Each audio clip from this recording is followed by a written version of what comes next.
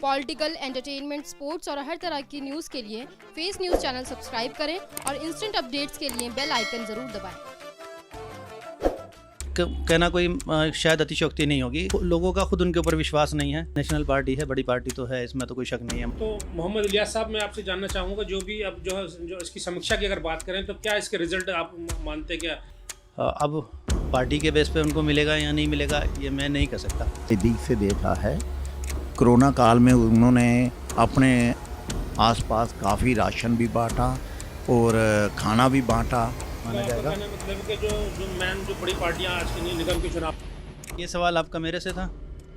काफ़ी मेहनत की उसने, पार्टी के नाम से नहीं, अपने एक इंसानियत के तौर पे उसने सेवा करी है जगतपुरी में। बिल्कुल, मैं उसी पे थोड़ी सी बात कर रहा हूँ। डर सब मैं इसमें जो मेरा अपना नज़रिया है आज की तारीख में, क्योंकि अभी दिन बहुत हैं। आज की तारीख में अगर हम बात करें तो वार्ड नंबर 209 से दिल्ली नगर निगम चुनाव 2022 सरगर्मियाँ तेज हैं। सब अपने अपने क्षेत्र में जो क्षेत्रीय पार्टियां हैं वो भी लगी हुई हैं और जो नेशनल पार्टियां हैं उनके कैंडिडेट भी हैं, और कैंडिडेटों की जो संख्या है वो काफ़ी है, क्योंकि इस बार जो है जैसे कि देखा जा रहा है जो आज़ाद उम्मीदवार हैं उनकी संख्या में भी काफ़ी बढ़ोतरी पहले के मुकाबले ज़्यादा देखने को मिल रही है। कुछ जो अंदर खाने बगावतें भी मिल रही हैं, कुछ नेशनल पार्टियों के जो कैंडिडेट हैं, और हर किसी को चाह है, एक जो पॉलिटिक्स है, जो नया रूप हम पॉलिटिक्स का देख रहे हैं, तो हर किसी बहुत सारे लोगों की चाहत है कि हम चुनाव लड़ें और एक नेता बन जाएं। तो हम आज बात कर रहे हैं इस सीट पर, 209 नंबर सीट है जो कि जगतपुरी के नाम से है, जिसमें कुछ एरिया और थोड़ा बढ़ा है। 4 गली आराम पार्क की भी इसमें बढ़ी हैं, और काफ़ी जो है मुस्लिम बहुल्य एरिया भी एक कहा जाता है, जिसमें 60-70 हज़ार के करीब वोटें हैं। उसमें से 25-30 हज़ार के करीब जो है मुस्लिम मतदाता यहाँ पर अपने मत का प्रयोग करेंगे। इसी सिलसिले में मेरे साथ जो है मेरे दाएं जुगल किशोर जी यहाँ पर मौजूद हैं, वो भी समाज सेवी भी हैं और राजनीति की थोड़ी समझ रखते हैं। और मेरे बाएं जो है शिक्षा के क्षेत्र से जुड़े हुए मोहम्मद इलियास साहब हैं, जो कि राजनीति की भी खासी समझ रखते हैं। तो इसी चर्चा पर जो हमारे साथ इन दोनों लोगों के साथ चर्चा करेंगे, और हम देखना चाहेंगे इसी सीट पर जो क्या समीकरण बनेंगे और क्या किस तरह की जो है हालात यहाँ पर हैं अभी हालात, क्योंकि चुनावी दौर जो अभी शुरू हुआ है, चुनावी प्रचार का दौर शुरू हुआ है। तो मैं चाहूँगा मोहम्मद इलियास साहब, आप बताएं कि अभी क्या कौन कौन कैंडिडेट है और क्या स्थिति कैंडिडेटों की आप समझ रहे हैं यहाँ पर अभी? सबसे पहले तो मैं शुक्रिया करूँगा फेस ग्रुप का मुझे यहाँ पर इनवाइट करने के लिए, और उसके बाद फिर मैं अपने इलाके की स्थिति के बारे में बात करूँगा। असल में हमारा जो ये 209 नंबर वार्ड है, इसकी स्थिति, इसके समीकरण इस बार सारी दिल्ली की तमाम सीटों से बिल्कुल अलग हैं, एकदम जुदा हैं।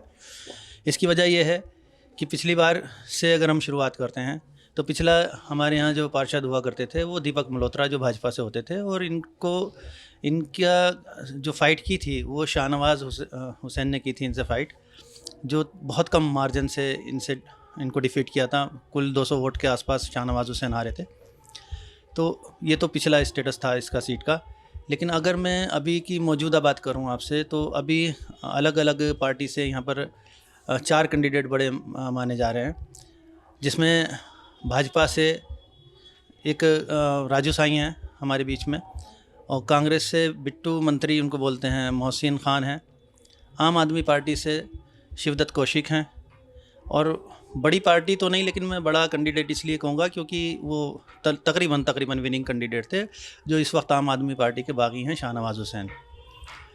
उनके बारे में ये कयास आ रही थी कि इस बार अगर शाहनवाज़ हुसैन को टिकट मिल जाता तो 100% जीत जाते, लेकिन समीकरण में बदलाव ये आया कि पता नहीं क्या वजह रही, आम आदमी पार्टी ने शाहनवाज़ हुसैन को टिकट नहीं दिया, वो एक अलग वजह है। इसके अलावा भी जो भाजपा से है, भाजपा को भी विनिंग कैंडिडेट इसलिए माना जा रहा था कि पिछली मरतबा भाजपा से दीपक मल्होत्रा जीते हुए थे, लेकिन इस मरतबा जो राजू साईं आए हैं, राजू साईं को अगर मैं कहूँगा बेपेंदी का लोटा है, तो वो कहना कोई शायद अतिशयोक्ति नहीं होगी, गलत नहीं होगा, क्योंकि वो हर इलेक्शन में अपना पाला बदल लेते हैं। पिछली बार वो कांग्रेस से थे, उससे पिछली मरतबा वो भाजपा से थे, उससे पिछली मरतबा किसी और पार्टी से थे, इस मरतबा फिर वो भाजपा में आ गए हैं। तो लोगों का खुद उनके ऊपर विश्वास नहीं है। मैं समझता हूँ शायद भाजपा वाले भी उनको वोट ना दें। दूसरी जो बड़ी पार्टी मानी जाती थी वो कांग्रेस है, हालांकि आजकल उसका नाम नहीं है कांग्रेस का दिल्ली में, लेकिन फिर भी एक नेशनल पार्टी है, बड़ी पार्टी तो है, इसमें तो कोई शक नहीं है। माना आपका कहना मतलब है कि जो बड़ी पार्टियां आज के निगम के चुनाव में, आम आदमी पार्टी और बीजेपी, उन दोनों के ही वोट जो है बट रहे हैं।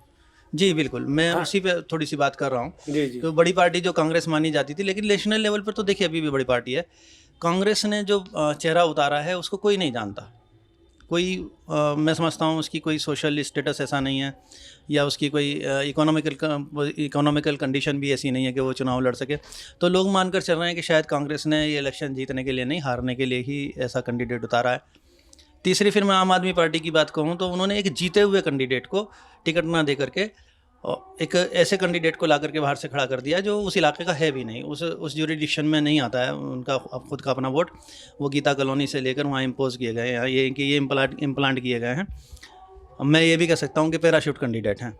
तो आम आदमी पार्टी का इसलिए भी नज़र नहीं आता। लेकिन शाहनवाज़ हुसैन का मैं फिर भी मानता हूँ कि उनका अपना एक वोट है, कैडर वोट है। अब पार्टी के बेस पे उनको मिलेगा या नहीं मिलेगा ये मैं नहीं कह सकता। लेकिन हाँ, आम आदमी पार्टी की स्थिति ख़राब होने की मैं वजह आपको बताना चाहूँगा। इसमें हिंदू और मुस्लिम वाली बात नहीं है, क्योंकि देखिए मैं आम आदमी पार्टी की एक पॉलिसी की बहुत कदर करता हूँ, वाकई में दिल से कदर करता हूँ कि उन्होंने एजुकेशन के क्षेत्र में बहुत काम किया है। तो ये इनका मेन एजेंडा है, एजुकेशन का एजेंडा। लेकिन ये चुनाव लोकल बेसिस पर लड़ा जाता है, और अगर मैं लोकल बेसिस पर कहूँ तो हमारे इलाके में एक राधेश्याम पार्क का स्कूल है जो दिल्ली सरकार के अंडर में आता है। वो उस स्कूल की हालत रोज़ाना बद से बदतर होती जा रही है। तो क्या आम आदमी पार्टी उसको निगलेक्ट कर रही है, उस स्कूल को? क्या इस वजह से निगलेक्ट कर रही है कि उसमें ख़ास तबके के लोग उस इलाके में आते हैं? अगर आपका एजेंडा था तो वो सबके लिए वही एजेंडा होना चाहिए सेम, उसमें हिंदू और मुसलमान की बात तो नहीं होनी चाहिए। और चलिए मान भी लिया कि वो उस कम्युनिटी के बीच में स्कूल आता है, लेकिन फिर भी आप उस स्कूल को जाकर के देखिए कि 50% की आबादी है। अगर 50% वहाँ मुस्लिम बच्चे पढ़ते हैं तो 50% नॉन मुस्लिम बच्चे भी पढ़ते ही हैं। तो वो अपने उस एजेंडे पे वहाँ पर खरे नहीं उतर रहे। दूसरी बड़ी चीज़ ये है कि अभी हमारे यहाँ 2020 में झगड़े हुए, दिल्ली में हुए, लेकिन सारे जानते हैं, पूरी दिल्ली जानती है, दिल्ली की पुलिस जानती है, दिल्ली का कमिश्नर जानता है, दिल्ली का सीएम जानता है, और हमारा एमएलए जो बग्गा जी हैं वो भी जानते हैं कि खुरेजी इलाके में एक कंकर भी नहीं उछला। पत्थर उछलने की तो बहुत बड़ी बात है। पुलिस ने उसको एक बहुत बड़ा झगड़ा अपने एफआईआर में दिखाया, वहाँ पे पता नहीं क्या क्या गोली चली, ये हुआ वो हुआ, लेकिन न तो आम आदमी पार्टी बोली, न हमारे एमएलए बोले। वो डर रहे थे कि कहीं मुसलमानों के लिए अगर हम बोल रहे हैं तो हमारी राजनीति से हम खिसक ना जाएं। अरे ये बात यहाँ पर हिंदू मुसलमान का सवाल नहीं था, सवाल इस चीज़ का था कि आपके ऊपर एक दाग लग रहा है कि आपके इलाके में झगड़ा हुआ। वो हिंदू रहते हैं या मुसलमान रहते हैं इससे कोई ताल्लुक़ नहीं, आप पर एक दाग लग रहा है कि झगड़ा हुआ। और जब झगड़ा हुआ ही नहीं तो आप अपने ऊपर वो दाग क्यों लगा रहे हो? आपको वहाँ जाकर बैठ जाना चाहिए था। आप धरना पार्टी कहलाते हैं, आपको धरना देना चाहिए था कि इस जगतपुरी थाना में जो एफआईआर नंबर 44 है, सो एंड सो, इसमें तो कोई झगड़ा आज तक हुआ ही नहीं है, इतने लोगों को किस बुनियाद पर उठा लिया गया? तो ये एक स्टेट लेवल का मुद्दा है।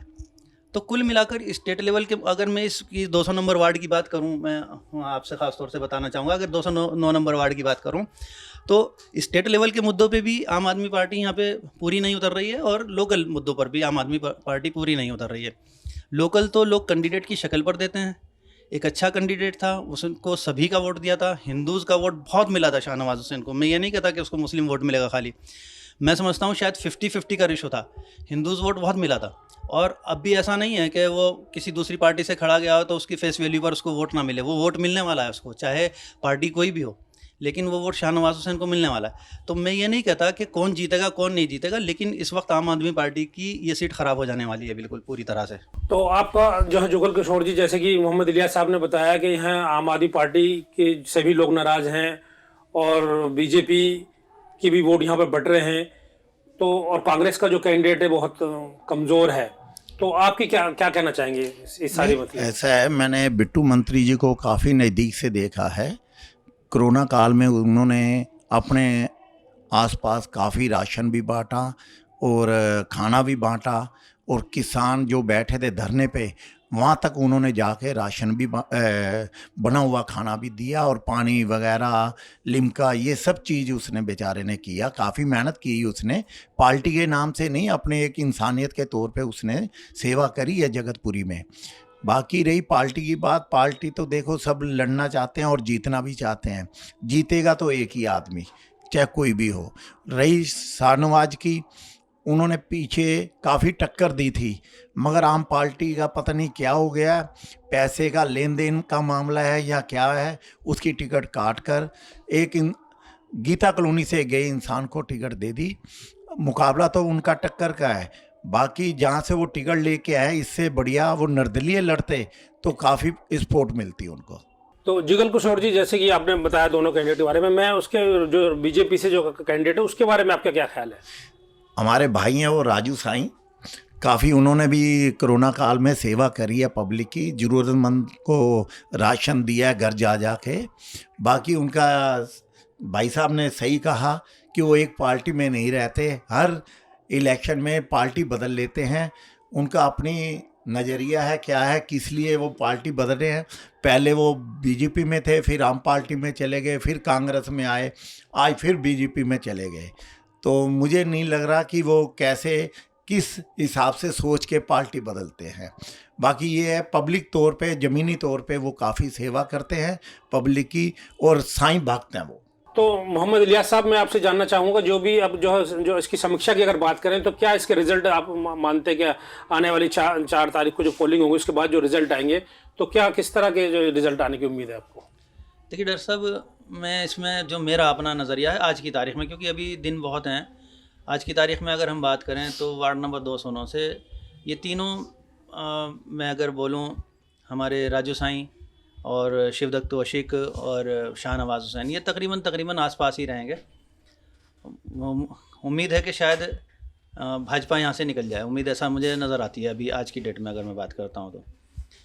शाहनवाज हुसैन दूसरे या तीसरे नंबर पे भी हो सकते हैं, कोई मुश्किल नहीं है, लेकिन कांग्रेस अभी यहाँ पर फाइट में नहीं है फ़िलहाल।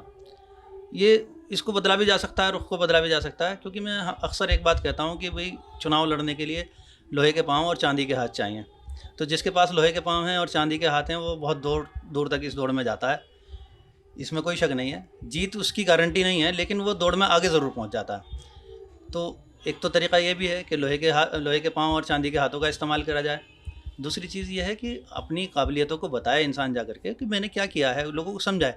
क्योंकि अभी जैसे जुगल किशोर जी ने कहा कि उन्होंने बहुत काम किया, लेकिन मैं अपनी बात बता रहा हूँ। देखिए, मैं पूरा हिंदुस्तान नहीं हूँ, मैं पूरे हिंदुस्तान की आंखों से नहीं देखता हूँ। जितना मैंने देखा है, मैं काफ़ी एक्टिव हूँ, मेरा इलाका है, मैं उसमें रहता भी हूँ, लेकिन मैं अभी कांग्रेस के कैंडिडेट के बारे में कुछ भी नहीं जानता हूँ। राजू साईं के बारे में मैं जानता हूँ, उन्होंने ठीक है काम किया है, उनका अपना तरीक़ाकार है, लेकिन ये भी हकीकत है जो मैंने बोला वो दल बदलू है। लेकिन आम आदमी पार्टी का सिर्फ एक यहाँ पे सबसे ज़्यादा जो ड्रॉबैक है वो यही है कि उसने अपने जो एजेंडा है वो इस क्षेत्र में पूरा नहीं किया है, उस एजेंडे पे खरी नहीं उतरी है। एजेंडे बहुत अच्छे हैं उसके, काम भी हो रहा है दिल्ली में। तो अभी वक्त है, देखते हैं, अभी 20 दिन बाकी हैं। 20 दिन में बहुत कुछ बदलाव आ सकता है, 15 दिन से ज़्यादा बाकी हैं, 20 दिन उसमें बहुत कुछ बदलाव आ सकता है। मेहनत करने की ज़रूरत है, जो मेहनत करेगा वो जीतता है, या जिसने काम किया है वो जीतता है, इसमें तो कोई शक है नहीं। तो अभी एज सच अभी नहीं कहा जा सकता, ये सब 4-5 दिन पहले स्थिति क्लियर हो पाती है। और आज का चुनाव तो उस तरह का है कि रातों रात भी स्थिति बदल जाती है। तो हमारे सामने जनता बैठी है, ये बताएंगे कि क्या स्थिति है, ये ज़्यादा बेहतर जानते हैं। हम तो फिर भी अगर देखा जाए तो एक कमरे के लोग कहलाते हैं, जो शिक्षा के क्षेत्र से जुड़े हुए हैं, वो बिल्कुल सामाजिक लोग तो कहलाते नहीं हैं। तो कमरे से राजनीति को देखना और चाय वाले की दुकान से राजनीति को देखना, ये दोनों बिल्कुल अलग अलग चीज़ें हैं। चलिए, वार्ड नंबर 209 पर जो ये चर्चा हुई और उसमें बात निकलकर सामने आई कि जो आम आदमी पार्टी है उसकी परफॉर्मेंस जो इलाके में ठीक से नहीं हुई है, जो उनके वादे हैं, जो उनका एक कैंपेन चलता था एजुकेशन को लेके, उस पर भी भेदभाव किया गया, क्योंकि यहाँ पर मुस्लिम बहुल्य क्षेत्र है, उसमें भेदभाव रखा गया। और जहाँ तक बीजेपी की बात है, वहाँ जो कैंडिडेट था, जो पुराना पार्षद था, वो यहाँ पर काम उसने भी भेदभाव रहा। और वो जो बीजेपी पर पहले से ही आरोप लगाए जा रहे हैं कि उन्होंने सफाई पर खास कोई विशेष ध्यान नहीं दिया, और बीजेपी का कैंडिडेट भी जो है दल बदलू है, इस तरह की बात निकल कर आ रही है। हाजी शाहनवाज जो कि एक एमआईएम के पार्टी से खड़े हुए हैं और वो काफ़ी अच्छी मजबूत पकड़ रखते हैं क्षेत्र में, तो यहाँ पर कहीं ना कहीं जो अभी हालात, क्योंकि अभी वोटिंग में टाइम है तो हालात कुछ भी हो सकते हैं। और जो कांग्रेस का कैंडिडेट है उसको कहा गया है कि ये बहुत ही वीक कैंडिडेट है, उसको कोई इलाके तक में कोई नहीं जानता उस कैंडिडेट को, तो इसलिए वो कहीं चौथे नंबर पर लोग उम्मीद कर रहे हैं कि उसका नंबर तो बहुत बाद में आता है। तो इस तरह के जो हालात हैं, और अभी कुछ भी हो सकता है, चुनाव प्रचार चल रहा है, अभी लोग कौन सा कैंडिडेट अपनी बात कहाँ तक वोटर तक पहुँचा पाता है और क्या समीकरण बनेंगे, इसको अभी वक्त लगेगा अभी और हमें देखने में। इसी चर्चा के साथ हम आज यहीं इसको रोकते हैं, इस चर्चा को, और अगली चर्चा के साथ फिर आपके साथ आते हैं कुछ समय के बाद। देखते रहिए फेस टू फेस।